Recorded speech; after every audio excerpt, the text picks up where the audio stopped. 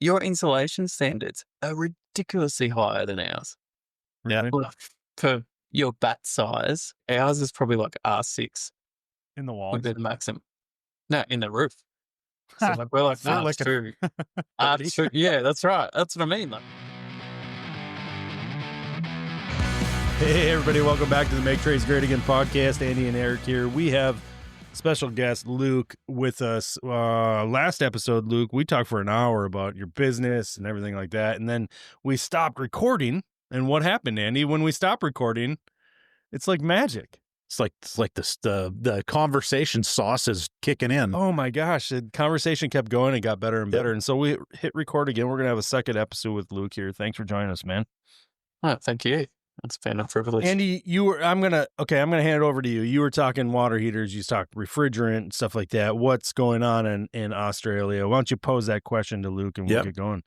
Yeah, in our conversation, we had talked about CO2 refrigerant. It just briefly came up, and it dawned on me. I was like, well, I know here in North America, 410A is on the way out. R22's been out for 10 years now. And, we're starting to see some of these newer hybrid refrigerants coming in. And I was curious, is that the same thing in Australia? Are you guys coming along the same, I guess, progression? Definitely. So a lot of our air conditioning has changed from 410 to R32. Hot water heat pumps, commercially, probably CO2, majority of them. Some domestic units are a lot more expensive, like the EcoCute, like the Sandons, the Reclaims, all those sort of styles, they're CO2. And obviously with the pressure, it's like they reheat so much quicker because everything refrigeration is pressure temperature relationship, obviously. So, but we had a lot of cheap units coming through when this heat pump craze went up for hot water that was still R1348. It just didn't work. Cold climates, like you're waiting hours for your tank to reheat. A lot changed to R290, so propane made it a lot better. Boiled off at a lower temperature, worked a lot better. Now the market's sort of sitting at hot water heat pumps, all in ones. So, not separate condenser or separate compressor system to the tank is probably R290, so propane. Okay. And then your more expensive heat pump hot water service, would be CO2. Like the split systems, like what we're most of North America isn't familiar, but I got to install one and we're starting to see them gain a little bit of traction. But the split system water heaters, those are like the Sandon. Yeah, so Sandon, like that's the EcoCute that I was sort of saying before. I always reference it to that because I feel like it's based off this Japanese EcoCute design where they'll like the Sandon, and then over here, Reclaim sort of took over, and it's all the same thing. And now Therman, which is a brand from Reese, they have a very similar system. And in my mind, it's all the same sort of system. It's just like we've finished with this version, you can have it now, and then they go on from that way. But all CO2, thicker copper, all self-contained outdoor units. Right. So those are like monoblock. It's all the refrigerants in the outdoor unit. Yeah. So there was some very cheap units that were not monoblock. So it was like an air conditioner almost. It had the tank and it had the coil in the tank, and it would pump refrigerant. And I think they've just had heaps of faults with them. So.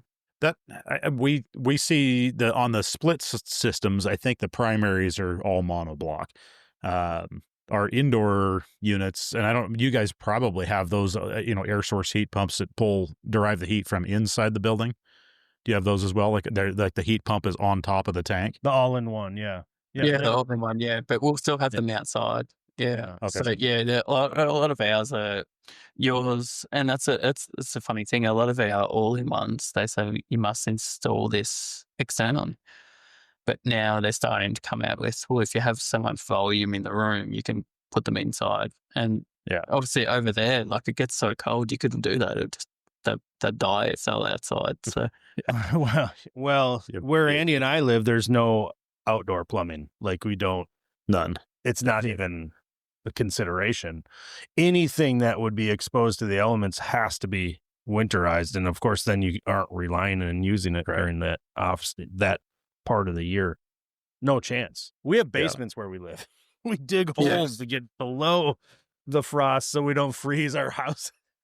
Well, it makes so much sense. Even with like our sand and our CO2 or our split system units, I believe you can go 10 meters from the condenser unit to pretty much the tank.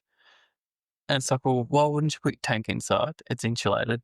It's not, you're not losing all this hot water just to ambient temperature that cools down the tank and the insulation and everything else. It's like, put the tank inside, put it in a safe tray, put it where it, can't leak, or in a laundry or something with a floor waste, and then put the outdoor unit outside and it can do its work and your tank's insulated and you're not having all these heat losses from cold ambient temperatures.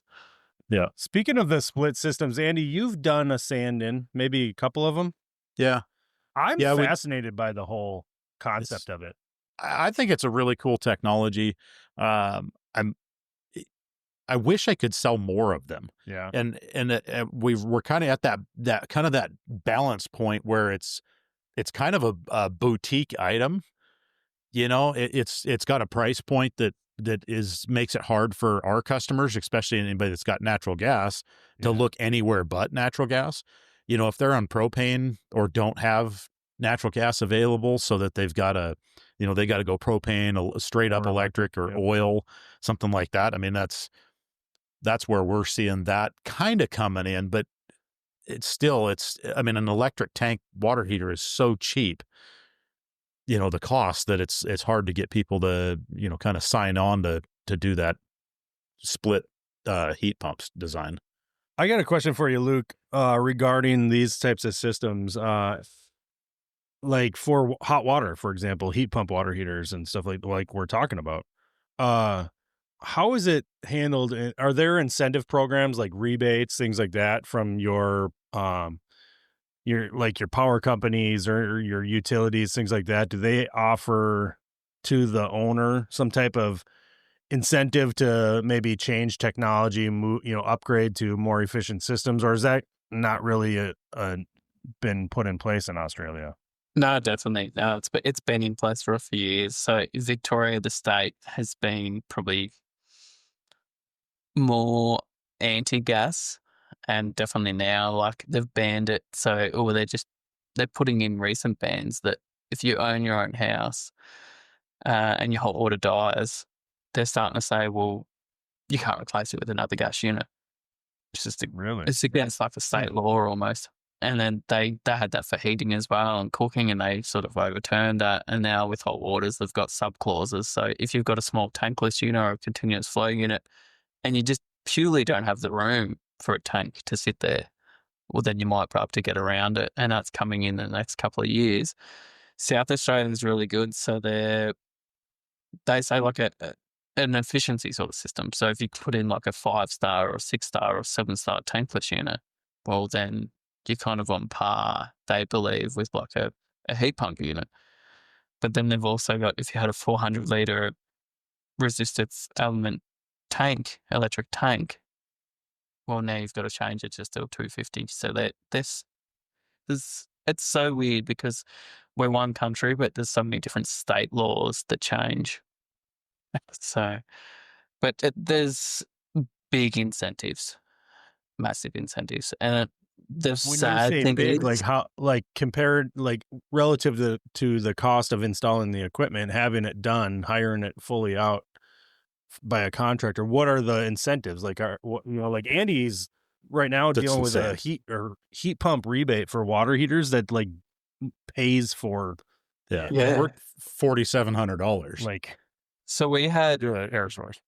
some of the cheap units you'd pay 34 Australian dollars, and that put a unit in. So it was like, and that's what I was saying to people. I'm like, well, how long are you going to be in this house? And they're like, well, we want to sell it next year. And it's like, all right, your hot water's failed. Why don't you just go with one of these cheap rebates? It'll cost you like under $50.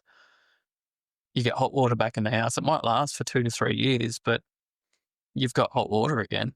And, you can sell the house and it's all settled. But that's kind of the bad thing, because they use all their rebates up on this cheap system and then they can't use them again. So people would be like, well, I don't want to pay so much for a sand-in, or I don't want to, where their rebates would still take a lot of the price off. So they go, well, I can get this one for almost next to nothing. I'll go with that. And then in 3 years, they're going, well, this has failed. Now what do we do? I have to pay, 5,000 or 6,000 Australian dollars to get another heat pump put in. Right. So whereas like in comparison, say if you had a tankless system and it was 20 years old, like Renai's will last 20 to 25 years old here. And they might go, well, I'll put another Renai tankless on. It might cost them 1,500 to 2,000 Australian dollars. And you might get another 10 to 20 years of that. It's burning natural gas. So a lot of people are being told, well, you shouldn't burn natural gas anymore. You should, put in a heat pump. So they'll spend the extra money on that and then see how it goes, I guess. I love this heat pump stuff.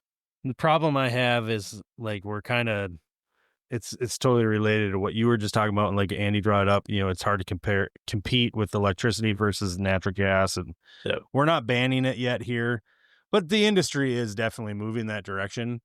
And I don't want to be that old timer, be like complaining, but the reality is this: with a gas water heater, for example, it's even easier to heat your house with a gas furnace too, like versus a heat pump, like which I'm doing a heat pump now, but like it's just so the performance that's what you have with like a gas tankless water heater. Like it doesn't matter how big your family is. It doesn't you know what I mean? Like it's or temperature control. Like in our last episode when we talked about like, having kids and stuff, like when our daughter was younger, we'd set our bathroom controller to 38 degrees and set the bath limit to, I think it was like 80 litres.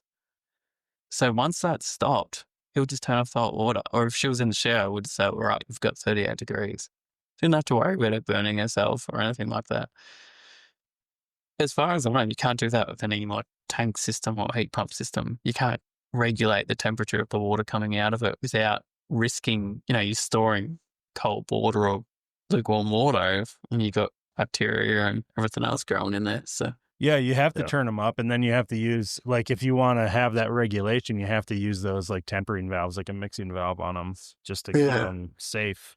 Also, I think my approach with these systems, even the split system, which the performance on that thing, like the Sandin unit, like I was amazed how fast that thing starts making hot water. It's wild. It's crazy quick. And that's the beauty of that pressure temperature relationship of CO2. It's the pressures of it are so high that your recovery temperature is so quick. Well, I think we saw it, Eric, with that, like with the Wiesmann air to water heat pump too. Yeah. It's that outdoor monoblock design, and that one uses R32 as well.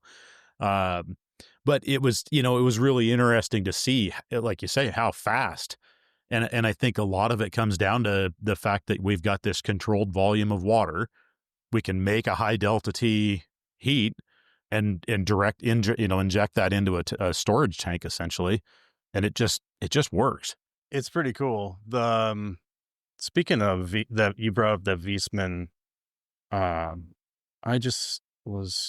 You brought up the outdoor, the air to water heat pump system for space heating, right? I'm going to be putting one of their mini splits in my house, in my shop. Sorry. And I was just looking at the specs on that. It's funny because their space heating unit that you came out to Minnesota to help me install is R32, but they're right. Yeah. And their mini split systems are 454. Yeah. Well, and that's a carrier thing. So, I mean, I think that that's probably where I don't know that. I'm assuming that Wiesmann mini split in North America is probably a rebranded carrier, which is somebody else. I don't know. Could be Medea. I think it's Medea. Hard saying. Yeah. We have a lot of the same thing here. Medea and Gree. Yeah. And so where we had determined that Wiesmann air to water heat pump was manufactured for them, and being a monoblock, they may just be like, well, whatever, you guys make the package and make it work. That is interesting that they would have different lines across the board, but I think from what we know of Wiesmann, they have not been a refrigeration company in the past. Right. They've been a boiler company or a water heating company that's primarily gas and electric. So the refrigerant side is new. Do you have a lot of the flammability side of it too. So that's a big thing here. So it's like everyone's scared of R290 and R32 because they're like, oh, these flammability limits. It's an A2L, they call it here. So same. it's flammable refrigerant. So, and then we've got an A3, which is the crazy ones, but it's just like at first when the R32 splits started coming out here, you had to weld all your indoor tails. You couldn't have flares inside a wall. You couldn't have flares inside a room that was a certain volume because they're like, well, that's a flammable refrigerant. You know, and what if it leaks inside the room? It's going to blow up. And everyone's going, well, I've got a propane or a natural gas heater in that same room. What if that leaks? You know, it's, and then there's specific underfloor models that've got sensors. So they're R32 and underfloor ducted system. And they go, you know, this is this, and we've got sensors to detect if there's a refrigerant leak. And there's an old LPG gas heater sitting right next to it that's got 2 45 kilo bottles sitting outside that could just continue leaking in. But this ducted might have 3 kilos of refrigerant in it that once it leaks, it's gone. It's so, and its flammability is like basically it doesn't even support an open flame. You know, no, it's flammable, but it wouldn't burn like gas at all. With the oxygen sitting there, no, it just goes puff, and that's it's so funny because that's a scare tactic to feel that they're kind of bringing in with it, right? And then they've realized I was listening to a podcast here a while back, and somebody was explaining that, and they were like, we did this really nice custom home remodel. And so the house, you know, great big custom home, had a 2.5 inch medium pressure gas line, natural gas line coming into it. You know, served the pool and snow melt and, you know, 500,000 BTUs of boilers and all this stuff. And they put in a new forced air cooling system. And it was, you know, R454, you know, Mitsubishi or whatever it was. Doesn't really matter. But the inspector came in and they're like, you have to have a mitigation system in here, you know, to do this. And they were like, well, but, you know, the house is huge. And they're like, yeah, but these individual rooms that are served with a duct off of this unit are under this, you know, square footage or whatever. And they were arguing with this inspector that literally, this makes no sense at all that you want me to put in a gas or an exhaust fan in this like closet because it's got a duct off of this unit that could introduce a mildly flammable refrigerant into this room. But I have a 2.5 inch, 1 pound gas line that's connected to like, you know, the entire Earth's natural gas supply. Yeah. You know, I mean, it's endless at that point. But we don't care about that. You know, we're not even mildly concerned that we have a natural gas leak detector even on the property, let alone a mitigation system for something that holds 4 pounds of refrigerant. It's this whole topic and argument and this enforcement against kind of approach is like cutting your nose off despite your face, right? It's like you know, it's just focusing hyper attention on something because it's different and trying to justify some sort of action that seemingly makes no sense when you apply it to any other scenario, like you're saying, right? It just doesn't make any sense. The whole electrification process sort of does that to me in some ways. Like you look at the whole aspect of it, you know, is it green from the very start? Probably not. Is manufacturing gas appliances from the start, you know, very green from the start, or burning everything else? But it's like you need to look at the whole picture. And it's funny because I was talking to an electrician that specializes in, he does all the switchgear in the wind turbines. And he was saying to me, well, I need to recover this refrigerant that cools the switchgear. I said, oh yeah. And he told me what it was. And it was like 13 times worse for the environment than R22. Oh. I was like, hang on a second. So this is used in wind turbines that are meant to be green for the environment. But if that leaks, it's 13 times worse than R22, which is already very bad for the environment. So how does that sell as the whole picture? Yeah. Like it just doesn't work. And, and to be clear, I don't want it to sound like what I just said is like, you know, anti technology. Oh, no, definitely. But Right. yeah, I'm not making that argument that I think holds zero water, by the way, of, well, the batteries for your electric vehicle are gonna need, I think that that's the most propagandized by the oil company message out there that also isn't true, by the way.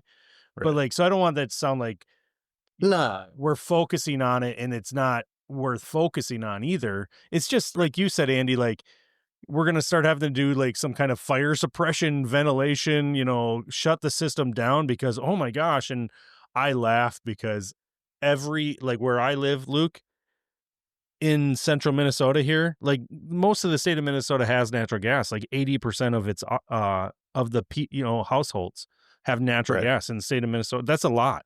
Yeah. You know what I mean? And all but 20% are using, you can use the same fuel source. That means that every house in my neighborhood and anywhere around here, put it this way, it would be rare to not see all the appliances in a home be natural gas from at least, let's say up until, 2020s when we started looking at switching things from gas, right? And so this whole refrigerant talk and flammability, and I mean, one misplaced screw in a wall and an unprotected pipe could literally mean disaster. They've had it this whole time already. Yeah, It's exactly. funny. It is. That's what I was sort of, I guess, referencing to before. It's someone needs to come in and just be like, oh, let's look at all the facts. Let's not just cherry pick different great parts about it. And like you said, no one will ever mention that about natural gas. But all of a sudden with flammability and refrigerants, they're like, oh, you got to be very scared because this is R32 or this is R290. And you're like, R290 is propane. You've had 9 kilo bottles out the back, or you've had propane on your house for the last 30 years. It's safe. It's not. Yeah. You don't have to be worried about it. Well, that was the thing that, I went and sat in on an early A2L class. This is probably 2 years ago, right as they were first really unveiling all this stuff. And they were talking about mitigation systems, well, you got to have, every bedroom has to have an exhaust fan, and every crawl space where there's equipment has to have an exhaust fan, and they're all tied together. And I was like, I'm not even going to sell another air conditioner if this is the case. Yeah, we're done. Because the mitigation system for the potential leak that probably isn't really going to do anything is going to cost as much as the air conditioning system. Oh, right. Like it doesn't. And I'm going to, so in terms of being green and efficient, you want me to put basically a fart fan or a bathroom fan in each bedroom, connected outside with some ductwork. Yeah. So let's put another hole in the wall. And connect that to a piece of ducted equipment that has probably the lowest efficiency of any appliance in our homes. You're offsetting all those benefits. Let's just feed cold air into the house and then dry heat it. I'm going to stop. Yeah. I'm going to stop selling heating and cooling equipment. I'm just going to start selling windows now. Right. Yeah. Look, if this window goes up, it goes down. It's open. Yeah. It's closed. Well, it's funny because that reminds me of a point I was thinking about earlier is your insulation standards are ridiculously higher than ours. Yeah. Like for your bat size, like per, area. The R value per inch. Yeah. So like ours is probably like R6. In the wall. Would be the maximum. No, in the roof. So like we're like R2.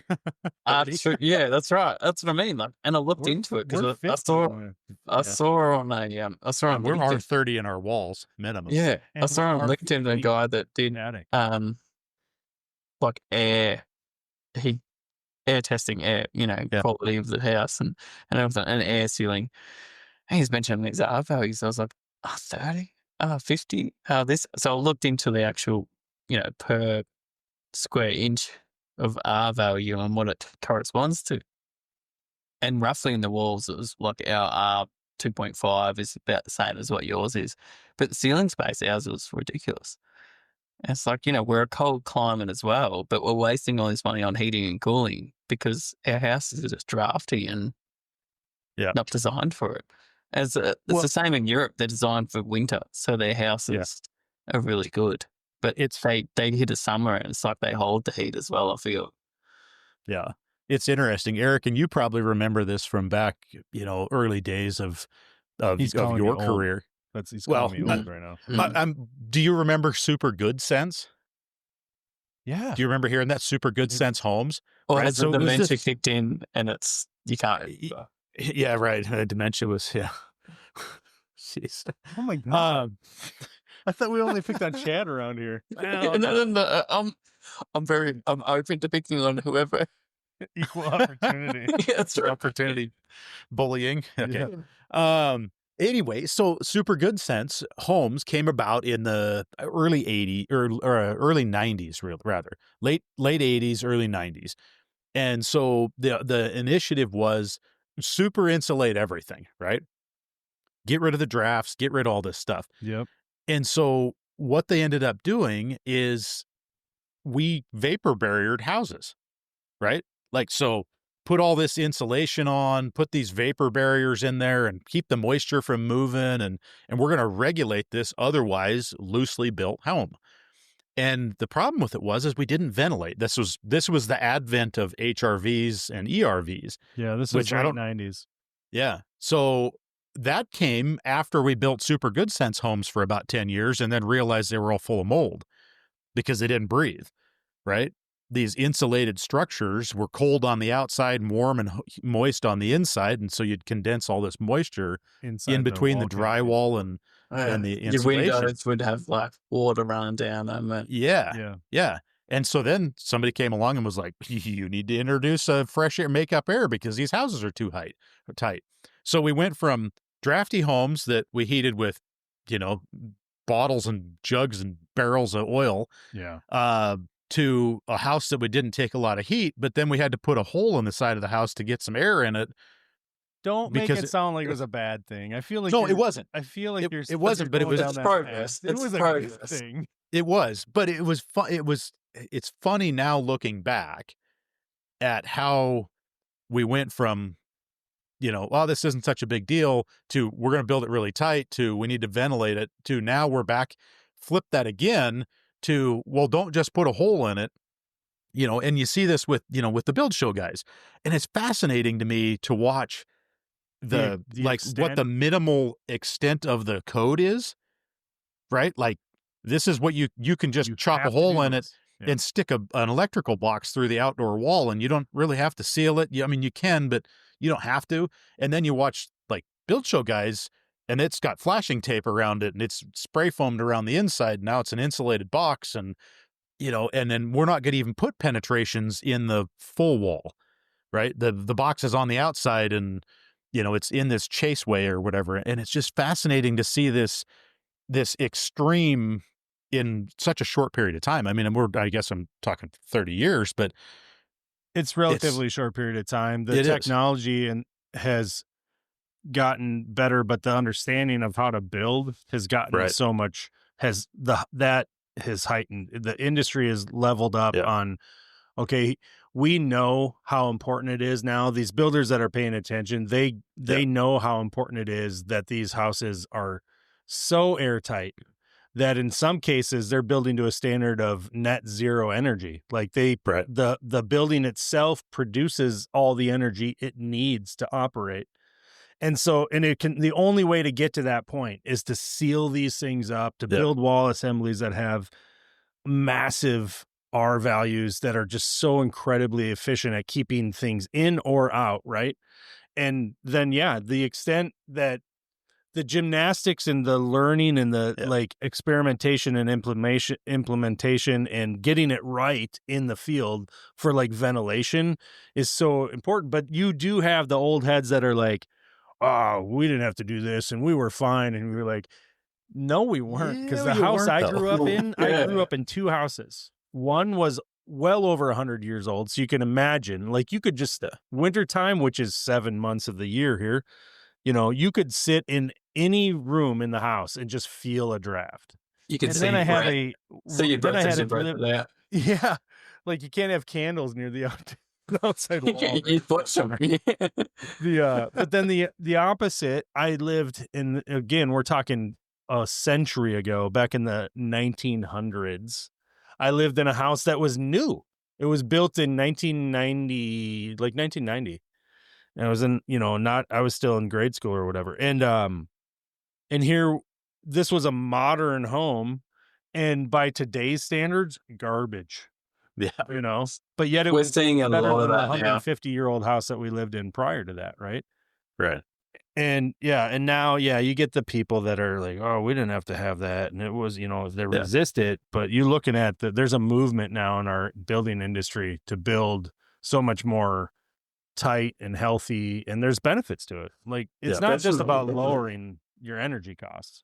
Right. No, we're seeing a lot of that now. So we're seeing a lot of this. They call it a passive house. Yeah, movement. sure. Yep. So it breathes on its own. It's controlled breathing pretty much. And like you were saying before, it's like back in the day, it used to be like, we used to need all these exhaust vents and ventilation vents. And it's just like, well, hang on a second. Why don't we control that with the HRV or an ERV and be like, well, instead of opening a window or having 60 vents in the house, breathing in all this fresh air, why don't we have a system that says, all right, well, I'll exhaust all this air and we'll go through a four-way heat exchanger and we'll dump all the cold, humid air outside, and I'll bring in the hot air from inside that's dry, and I'll replace it, and everyone's happy. You've got your CO2 levels are down. Yeah. The house breathes. There's no mold. It all works. But we went through the same thing. It's just like, well, let's seal everything up. So renovations here, they're just like, well, let's seal everything up. Let's put an exhaust fan in that can suck the house out 3 times over. And the poor little natural draft heater that was sitting in the corner was just like, well, where's my oxygen?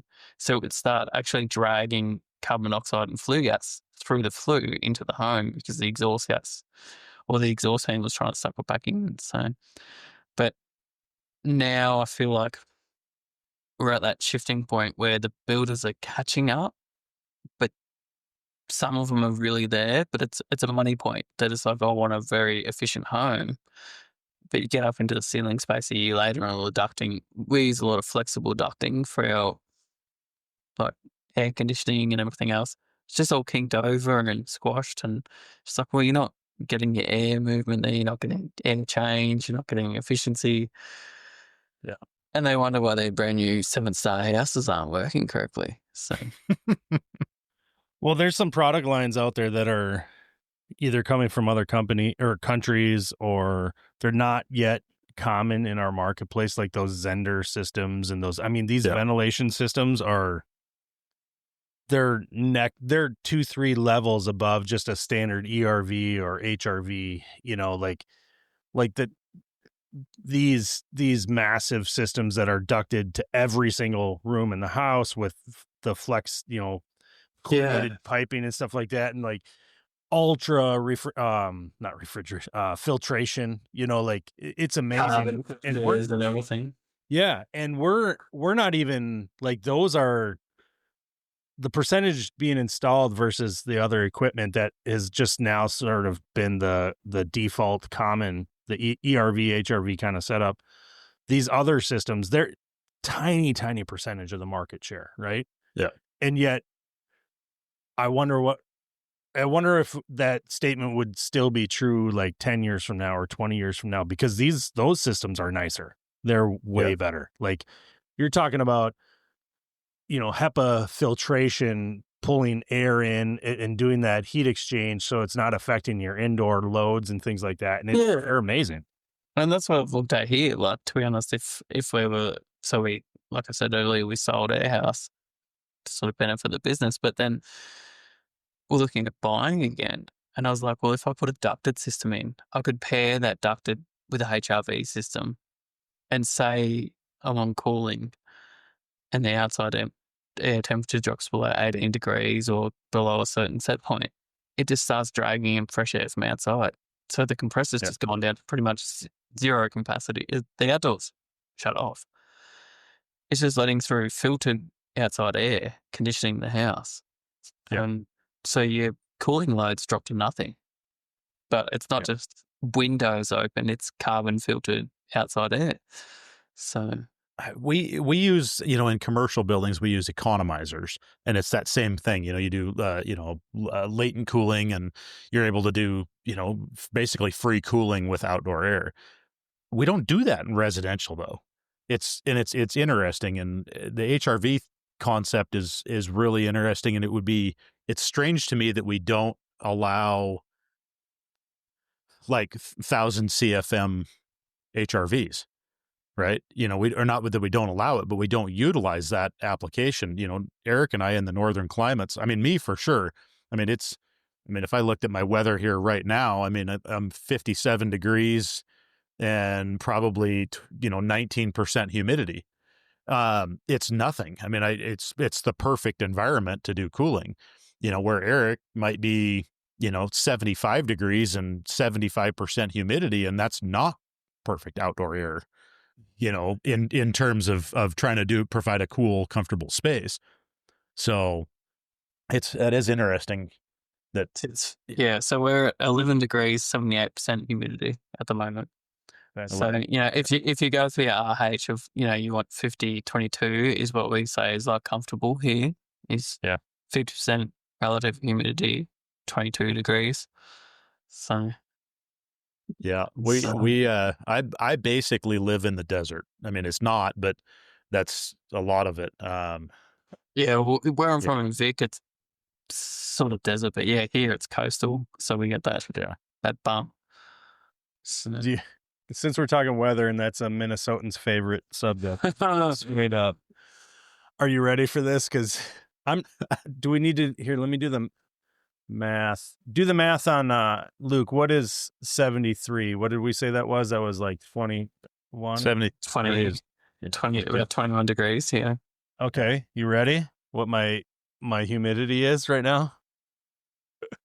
This will make Andy want to throw up. 90%. According to the internet, I'm looking at my Apple weather widget. So you can't even sweat. Like as you sweat, it just pours out. Yeah. It's 90% humidity right now. Like you walk outside and you're just wet. So it's a funny thing. Like gross. A lot of dry climates here still use evaporative coolers, and they love them because it's fresh air from outside. It's water over like pretty much cardboard wax pads. It's dragging it all in, and it works really well. But a lot of builders sell them to humid environments, and they're just like, well, it doesn't work. It's like, of course it doesn't work. You're at 90% humidity, and you're trying to add more humidity to that air, and that your body just goes, well, I can't cool myself. It's not how the system works. So we're cool today. So we're a whopping 57 and 80% humidity, which is common when it's cool. But in the heat of today, we're not going to get up very warm. We're going to drop to 42% humidity. On Tuesday, for instance, though, we will be roughly 16% humidity and 95 degrees out. 16. You guys could make a case for humidification in the summertime. That's wild. Yeah. See, it's funny because back home we were like sort of sheltered, so it would be 40 to 42 on the hottest days Celsius. But like very low humidity, so to dry heat. But then, winter would get to -5. So it's just like, just get hot summers and then like mild winters. It's just like you get both. Yeah. In another month or so, it won't be, we get into August is our hottest, driest. And it isn't usually uncommon for us to be single digit humidity. So we'll drop under 10% humidity. It doesn't even you'll make just sense. You literally can almost hear the trees breaking as they dry out. It's crazy. You'd get massive house movement then there too, wouldn't you? It is. Yeah. That's so wild to me. That's just so wild. You can hear at night, like when the sun goes down, like if we're in bed or whatever, and it's been a hot day out, as it's cooling down outside, you can hear the trusses and the everything in the house clicking and cracking and changing, expanding as it and moves. contracting and retracting, and because it'll go from just what was it, Thursday it was almost 100, it was 95 or so outdoor, and as soon as the sun went down, it dropped like 25 degrees. So then circling back, how would you get a refrigerant to suit that environment. It's hard. Yeah, it's hard to have the best, like the best COPs, and that's the biggest thing that I laugh about with COPs. It's like, we have a COP of 4 or 6 or 7. It's just like, yeah, the perfect. Yeah, the 47 perfect degrees. Yeah, that's right. Yeah. Constant. It's just like, but you won't get that every time. So it's just like, how do you size a system to suit your year-round environment, I guess, because that's what we suffer from here is like the cold climates. They might get, if it's a cold, like what I said from Victoria, if it's a cold climate in winter but a very hot climate in summer, over summer, your heat pumps, you basically use that for nothing.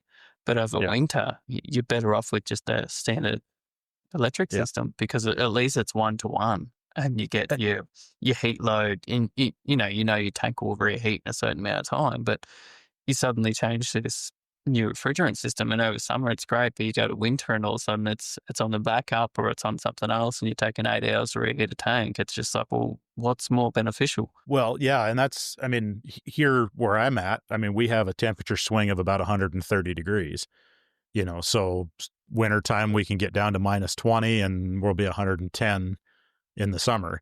And, for you guys, that's whatever, minus 28 to 40 above, so it is dramatic, and it is a COP issue for sure. And in the heat pump conversation, because we do get all of our air to air heat pump systems, we have what they call a balance point. And I assume you guys do too.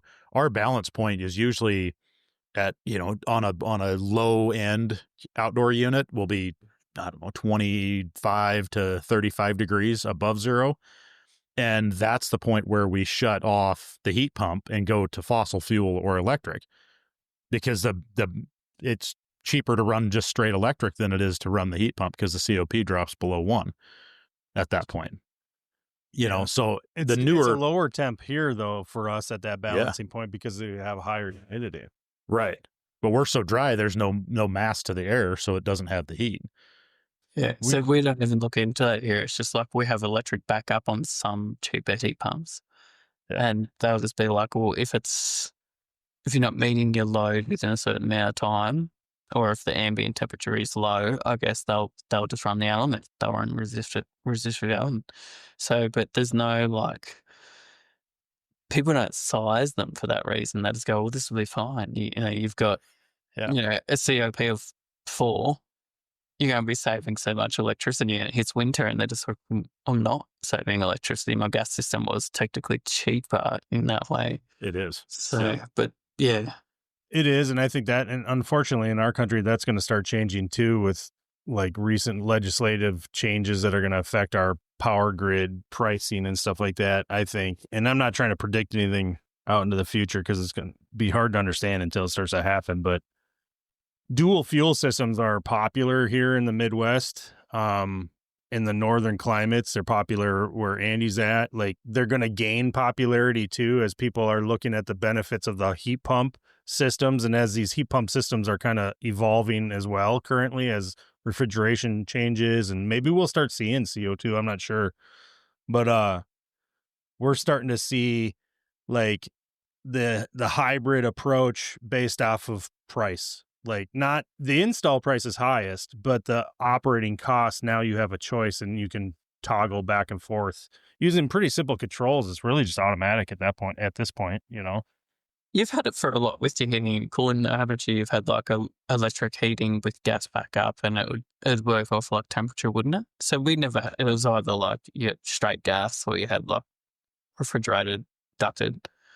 Really, but I know a lot of your system is it would kind of be like, all right, well, you want to gain 2 degrees in your conditioned space, we can just run the electric element. But it's like, oh no, you want a big change in conditioned space, we'll run the gas system. And it would sort of work off, it had that smarts to understand even with the older systems. Yeah, no, it's interesting to see. I don't know what's, and also as we move forward, this electrification thing is in the U.S. has started to fizzle. It definitely has. We're not, we're seeing incentives go away even, I guess, minus Missoula. Missoula's really pushing hard for this stuff still, and we're seeing it kind of die off a little bit nationwide right now. And I don't know if that's politics or what. I'm not sure. I suspect we might as well. I don't know when it'll end, but I hope it doesn't. I mean, I think regardless of whatever political belief you have, these heat pumps are more efficient. There's the science and the math proves that. There's no political argument to have there. I know. And it kind of comes back to that, well, what's the benefit to you? Do you want your utilities to be cheaper? I mean, if you leave the utilities alone at the current price they are, and you have a 400 or 500% efficient heat pump versus 100% efficient natural gas, I'm going to save you money. Definitely. That's just straight up the math. That's the thing here too. The COPs don't lie. As long as you can get into that area, like of course you're gonna go with it. And that's the thing. There's been big cost savings here, but I think it all comes down to it's what's best for the climate you're in. What's best longer term. What have you got? What do you need to change to? And everything, and the incentives. But we've seen a lot of the same where it's probably just building science. So they'll change out their gas unit and they'll put in a heat pump, say air conditioner or hot water service. But the building just isn't ready for it. So, they should have done insulation or windows or something else first. And then all of a sudden the heat pump would be 4-5 times better because the building's ready for it. It's funny how much gas can mask like a leaky building, I guess, because the air temperature coming out. So, right. Yeah. And with these system changes, it forces you to operate your house differently, like the equipment itself, right? So like in cold climates, we're not ever going to bend. Well, it's, I guess, true no matter what, because especially in cooling, but we're not setting back on thermostats like we used to. Like we're trying to take advantage of the ability of that gas equipment to recover quickly by, oh, well, you're not using that space all day long while you're at work. Nobody's home. You should, set your thermostat down back 10 degrees. And like, you could just recover that and not with these heat pumps. Like, right. I see my biggest challenge with a 25-year-old house or however 22-year-old house that isn't the best. Like we have great windows now, but we had to replace the original windows we had because they were failed and crap. The house that I built is not, I don't have spray foam. I'm not like super air sealed. There's all kinds of challenges we're up against. And it's not the heating season that I worry about at all because I do have that dual fuel system, but it's during cooling and I have a zoned forced air cooling system. If I go much more than 2 degrees on a setback, it's a disadvantage to my system because it can't quickly recover. Those heat pumps just need to operate with like very minimal delta T's and get like just maintain. Especially inverters. Inverters, that's when they're most efficient, when they can just trickle on. They're not made, like you said, like a gas system where it's just like, all right, I'm running at 100% or nothing. Just like, I don't care the heat load you put on me, I'll run 100%, I'll recover it very quickly. Whereas an inverter works so much better if you can just let it just constantly just trickle along. And that's a lot of that is here now too. People are saying, well, don't set your house back to say 5 degrees overnight. Just let it maintain the house temperature of say 15 or 16 degrees Celsius overnight. And in the morning, it will just trickle it up to say 20. And you're not trying to do this in cold climates. You're not trying to go from 5 to 20 in the morning. It's, using all this energy to get there. Just let it just constantly run and you'll see benefits from it. We saw it with the boilers when we started going to condensing equipment where on like high temp systems like baseboard and stuff like that, where these customers were used to like basically shutting their heat off at night. Yeah. You know what I mean? Because they go so deep on a setback on their thermostats. Then they were capable with this oversized atmospheric equipment, like big cast iron boiler, and running a high temp system like 170, 180 degrees Fahrenheit water temp in the system. You could go from like a set point of 60 overnight to 70 in, a matter of minutes. half an hour. You know what I mean? Like, Yeah. it would take days to do that. And so with a heat pump, but at the time, I'm talking like early 2000s, like early on when we were starting to really take condensing equipment serious, let's say 2010, we were having to re-educate our customers back then with these water systems. Like, look, you need to let this thing idle versus try to recover like you had forever. And so we were trying to convince people you have to operate them differently than before. And that's a big challenge. We're doing that with heat pumps now, right? It's not even, it's an old conversation, but it's current, right? It seems like it's, it feels like we're just constantly having to deal with that with our customers to say, you have to operate this way. And it's different. We're not trying to get them to understand building science because most of us don't even understand the building science really. Right. But it's that would be like literally pulling teeth, trying to say, here's why it happens. Do you know how hard it is when you say to them, even say like evaporative coolers or anything, like you try to explain to someone how something works and how it works most efficient. But like if you say to someone, like with that setback or something else, you go, we'll leave it on overnight. They go, I don't want to pay for that much gas. Or I don't want to pay for that much electricity to heat my house overnight. It's like when you'd pay more if you just let it, if you let it actually ramp up and down, just let it idle and you'll pay less. But trying to explain that to them is heating their house overnight when they're not using it is cheaper than ramping their house up 10 degrees in a recovery. So. Well, what's John Barba's favorite saying? Like the most efficient pump is the one that's not running. Yeah. Right. Because there's an efficiency loss regardless. And you brought it up earlier, like, 400% or 500% efficient systems. And you're trying to tell people like, they don't care.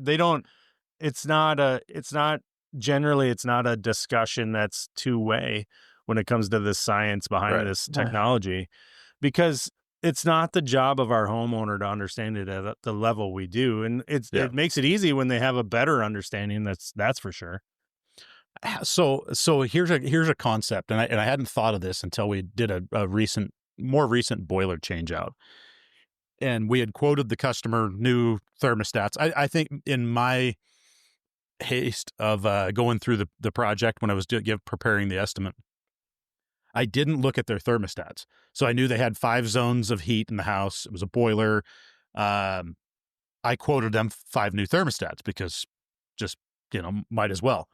Putting in a new system, let's put in the controls too. And so we went in, we put the new thermostats in, we programmed them all. Basic Residio T4, just a nice basic thermostat. When we put those in, I program them non-programmable, right? And that's just a mindset now.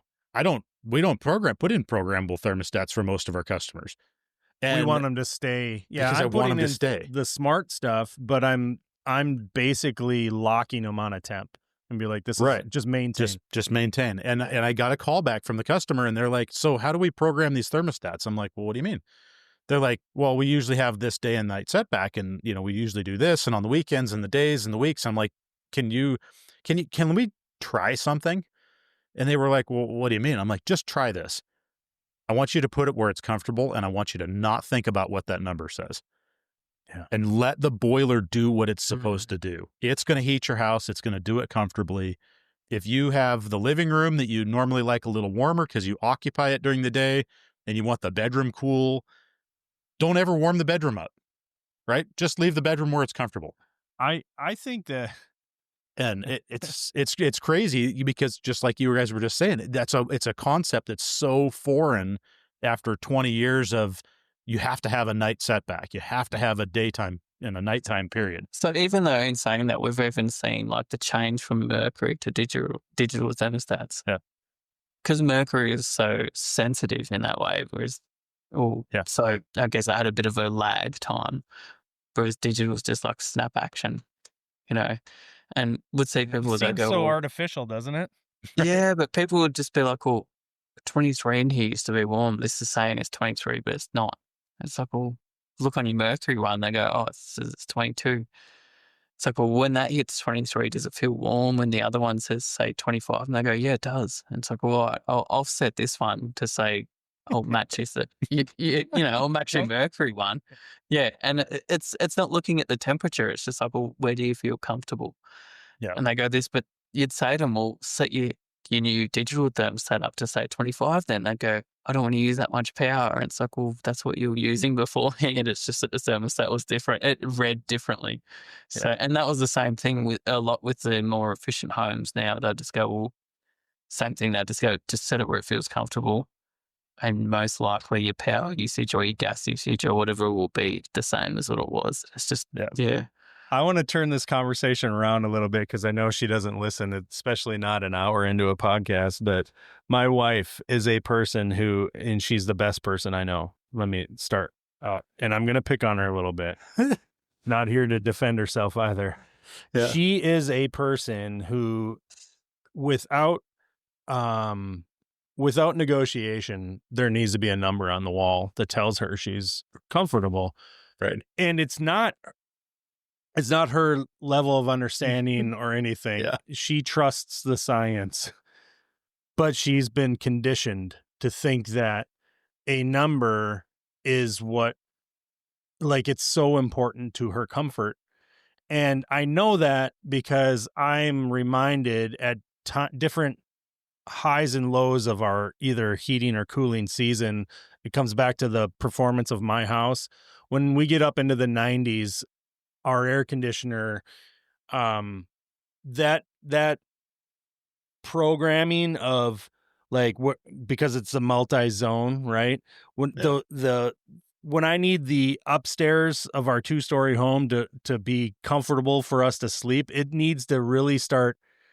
Like, I'm only changing it like 1 degree all day long. I need to get rid of that change and just say, this is our locked in temp, and hold it differently and cooler than the downstairs all the time. And I'm just going to have that stratification thing happening, because as soon as it's not 69 in our bedroom to go to bed, as soon as it's 70, she's telling me, you know what I mean? It's funny though. So my best refrigeration teacher, he said a similar thing. He'd walk around a lot of commercial buildings and you'd have different people in the offices.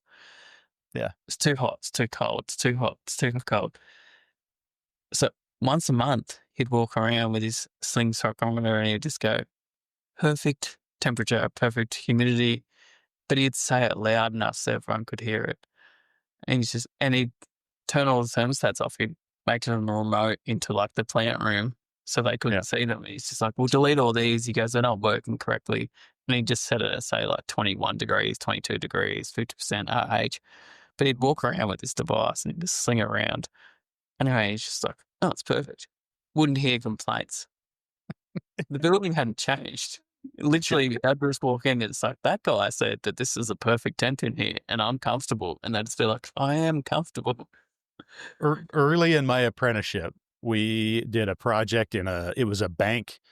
They called it the count room. And it was basically where like all the tellers would process paper checks, way before digital scanning and whatnot. So they would look at the check, type in the amount, verify this and whatever, and then it would get processed. So there's this room with, it probably had 15 or 20 people in it, in kind of like cubicle spaces. And there were columns. It was in the basement, no windows. And it had this one large, HVAC unit, the hot water coil and chilled water. We replaced that unit with a new modern unit. And in the process of it, the journeyman that I was working for had been doing the maintenance on this building forever. And he and the maintenance man for the building came up with this idea and said, well, this room, we have such a wide variety of people, young, old, men, women, whatever. And it's always hot and it's always cold and they're always complaining about whatever. He goes, can we put in more thermostats? And the guy, we were like, what? I mean, no, that's going to be terrible. And he's like, don't even connect them. Just put them on the wall. And so we put the old Mercury round dial thermostats. We put 4 of them in. And the unit ran off of a remote sensor, just monitoring return air temp with constant fan. Yeah. And it was connected to the unit and maintained, 69 degrees.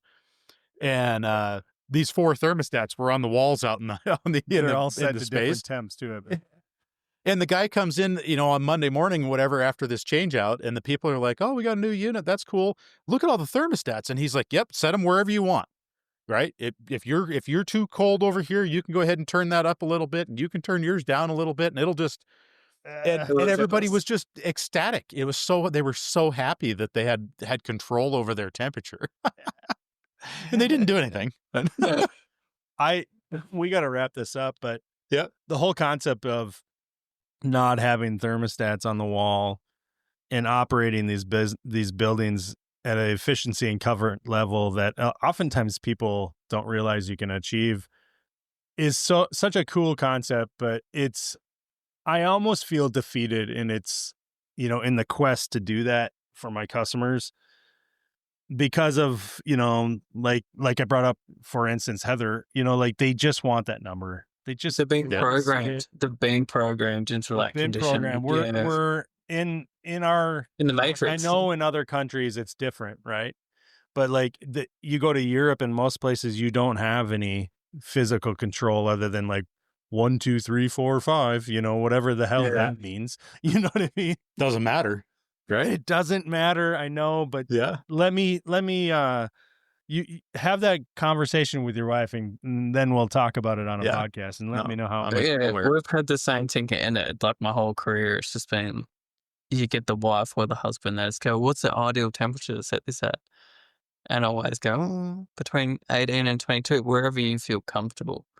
And then I'll just let them argue as I leave. Because otherwise, otherwise I say, 22 degrees. And he goes, I feel like we're using too much power. And she goes, that's not hot enough. So there's this complaint. So I'll just go, between this range. And you just. Well, Luke told me that I should set it at 23. Exactly. Yeah. I don't want to be the blame man. Don't put me in on your group text, Mr. Yeah. I don't want to be part of that. Yeah. All right, guys. Look, this is 2 hours now, Luke. You're like an honorary co-host to the Make Trade Great Again podcast. And I didn't start this episode out by telling everybody that we want to hear from you. We want your feedback. We want your questions. We want you to text us or email us. Andy, give them a way to get a hold of us, would you? Yep. The easiest, that we're going to see all the time, maketradesgreatagain at gmail.com. Send us an email, leave us your name, leave us some contact info, and then, just share something with us. That's a good way. You can get us on all of the podcast streaming apps. Almost all of them now have a place to leave a review or send a question or messages, something like that. That works. Otherwise, you can get Eric, Mechanical Hub, on IG or Instagram or Facebook or YouTube or all the other socials. You can get me at Mick_Plum, primarily on the Instagram. Yeah. So, and Luke, where can we find Luke? Yeah, I was going to say, I just realized I didn't ask you. That is the longest, I must comment, because I've heard it multiple times. The longest email I reckon Gmail would allow, wouldn't it? It's max characters. Typing it in, I was just like, does this end? So, mine is, at FlameTechHC for Instagram. Same thing for Facebook. Awesome. We'll put that in the description of both episodes too. All right, guys. It was another good one. I can't believe another hour. These are long ones. This was fun. Cool conversation. I love the tech stuff. Yep. Mm-hmm. Thanks, Luke, again for coming on. I really do. Been my pleasure. All right, guys. Signing off. Stick around. Have a good one.